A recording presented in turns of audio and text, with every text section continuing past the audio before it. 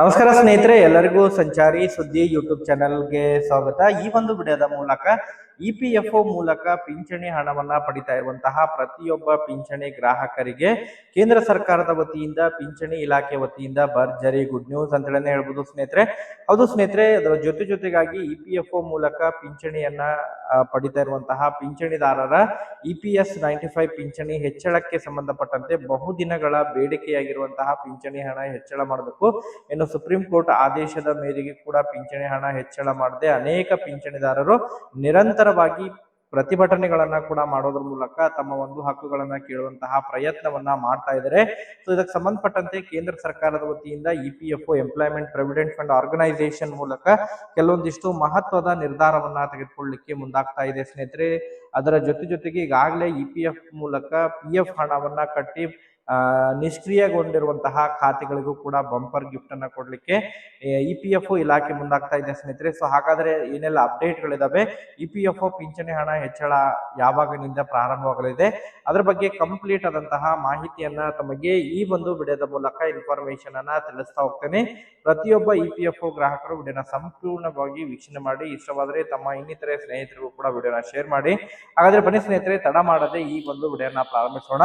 ಅದು ಸ್ನೇಹಿತರೆ, ಈಗಾಗಲೇ ಎಂಪ್ಲಾಯ್ಮೆಂಟ್ ಪ್ರಾವಿಡೆಂಟ್ ಫಂಡ್ ಆರ್ಗನೈಸೇಷನ್ ಮೂಲಕ EPFO ಪಿಂಚಣಿ ಹಣ ಹೆಚ್ಚಳಕ್ಕೆ ಸಂಬಂಧಪಟ್ಟಂತೆ ಬಹುದಿನಗಳ ನಿರೀಕ್ಷೆಯಾಗಿದೆ ಸ್ನೇಹಿತರೆ. ಇನ್ನು ಸುಪ್ರೀಂ ಕೋರ್ಟ್ ಆದೇಶದ ಮೇರೆಗೆ ಕನಿಷ್ಠ ಭದ್ರತೆಯನ್ನ ನೀಡುವಂತಹ ಉದ್ದೇಶದಿಂದ ಮಾಸಿಕ ಪಿಂಚಣಿಯನ್ನ 7,500 ಪಿಂಚಣಿಯನ್ನ ನೀಡಬೇಕು ಎನ್ನುವಂತಹ ಸುಪ್ರೀಂ ಆದೇಶವನ್ನ ಇನ್ನು EPFO ಪಿಂಚಣಿದಾರರ ಖಾತೆಗಳಿಗೆ ವರ್ಗಾವಣೆಯನ್ನ ಮಾಡಬೇಕು ಎನ್ನುವಂತಹ ಬಹಳಷ್ಟು ಬಹುದಿನಗಳ ಬೇಡಿಕೆ ಏನಿದೆ ಸ್ನೇಹಿತರೆ. ಅದಕ್ಕೆ ಸಂಬಂಧಪಟ್ಟಂತೆ ನಿರಂತರವಾಗಿ EPFO ಪಿಂಚಣಿದಾರರು ಪ್ರತಿಭಟನೆಗಳನ್ನ ಮಾಡೋದ್ರ ಮೂಲಕ ತಮ್ಮ ಹಕ್ಕುಗಳನ್ನ ಕೇಳ್ತಾ ಬರ್ತಾ ಇದ್ದಾರೆ.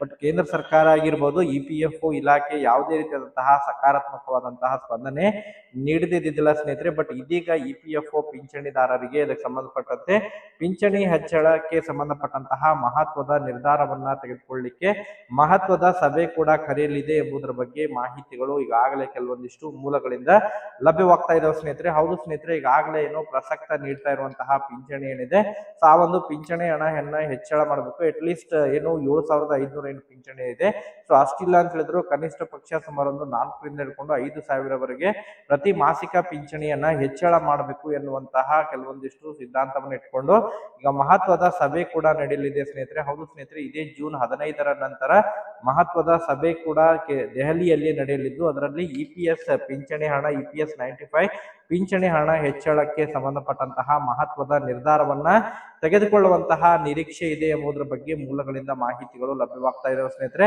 ಅದರ ಜೊತೆಗೆ ಈಗಾಗಲೇ EPFO ಮೂಲಕ PF ಅಕೌಂಟ್ ನಲ್ಲಿ ಹಣವನ್ನು ನೇರವಾಗಿ ಯಾವುದೇ ಡಾಕ್ಯುಮೆಂಟ್ಸ್ ಇಲ್ಲದೆ ಕೂಡ ಪಡೆಯಬಹುದಾಗಿದೆ ಸ್ನೇಹಿತರೆ. ಹೌದು ಸ್ನೇಹಿತರೆ, ಈಗಾಗಲೇ ನಿಷ್ಕ್ರಿಯಗೊಂಡಿರುವಂತಹ PF ಅಕೌಂಟ್ಗಳು ಅಂತ ಹೇಳಿದ್ರೆ ಕಳೆದ ಸುಮಾರು 3 ವರ್ಷಗಳಿಂದಲೂ ಕೂಡ ಹಣ ಜಮಾವಣೆ ಆಗದೆ ಏನು ಇನ್ಆಕ್ಟಿವ್ ಆಗಿರುವಂತಹ PF ಖಾತೆಗಳನ್ನ ಈಗ ಹಣವನ್ನ ಯಾವುದೇ ರೀತಿಯಾದಂತಹ ಡಾಕ್ಯುಮೆಂಟ್ ಇಲ್ಲದೆ ನೇರವಾಗಿ ಅವರ ಒಂದು ಬ್ಯಾಂಕ್ ಖಾತೆಗಳಿಗೆ ಆ ಬ್ಯಾಲೆನ್ಸ್ ಉಳಿದಿರುವಂತಹ PF ಹಣವನ್ನ ವರ್ಗಾವಣೆಯನ್ನ ಮಾಡಲಿಕ್ಕೆ EPFO ಮುಂದಾಗ್ತಾ ಇದೆ ಎಂಬುದರ ಬಗ್ಗೆ ಈಗಾಗಲೇ ಮಾಹಿತಿಗಳು ಕೇಳಬರ್ತಾ ಇದಾವೆ ಸ್ನೇಹಿತರೆ. ಹೌದು ಸ್ನೇಹಿತರೆ, ಈಗಾಗಲೇ ಸುಮಾರು 25 ಲಕ್ಷದಿಂದ ಹಿಡ್ಕೊಂಡು 30 ಲಕ್ಷದವರೆಗೆ ಇನ್ಆಕ್ಟಿವ್ ಆಗಿರುವಂತಹ ಬ್ಯಾಂಕ್ EPFO ಖಾತೆಗಳಿದ್ದು, ಸೊ ಅದರಲ್ಲಿ ಸುಮಾರು 10,903 ಕೋಟಿ ಹಣ ಇದ್ದು, ಇದರಲ್ಲಿ ಈಗ ಮೊದಲನೇ ಹಂತದಲ್ಲಿ ಸುಮಾರು 6 ಲಕ್ಷ ಖಾತೆಗಳನ್ನ ಹಣವನ್ನ ವರ್ಗಾವಣೆಯನ್ನ ಮಾಡಲಿದ್ದಾರೆ ಸ್ನೇಹಿತರೆ. ನೇರವಾಗಿ ಹಣವನ್ನ ಅವರ ಒಂದು ಬ್ಯಾಂಕ್ ಖಾತೆಗಳ ಮೂಲಕ ಹಣವನ್ನ ವರ್ಗಾವಣೆಯನ್ನ ಮಾಡುವಂತಹ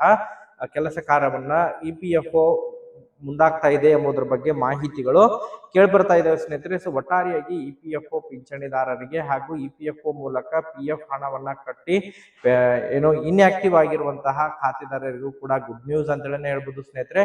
ಸೊ ಒಟ್ಟಾರೆಯಾಗಿ ಇದಕ್ಕೆ ಸಂಬಂಧಪಟ್ಟಂತೆ ಮತ್ತೆ ನಿರಂತರ ಅಪ್ಡೇಟ್ಗಳು ಲಭ್ಯವಾದವು ಅಂತ ಹೇಳಿದ್ರೆ ತಮಗೆ ಅದ್ರ ಬಗ್ಗೆ ಇನ್ಫಾರ್ಮೇಶನ್ ಕೂಡ ತಿಳಿಸುವಂತಹ ಪ್ರಯತ್ನ ಕೂಡ ಮಾಡ್ತಾ ಇರ್ತೀವಿ ಸ್ನೇಹಿತರೆ. Okay, thank you for watching this video.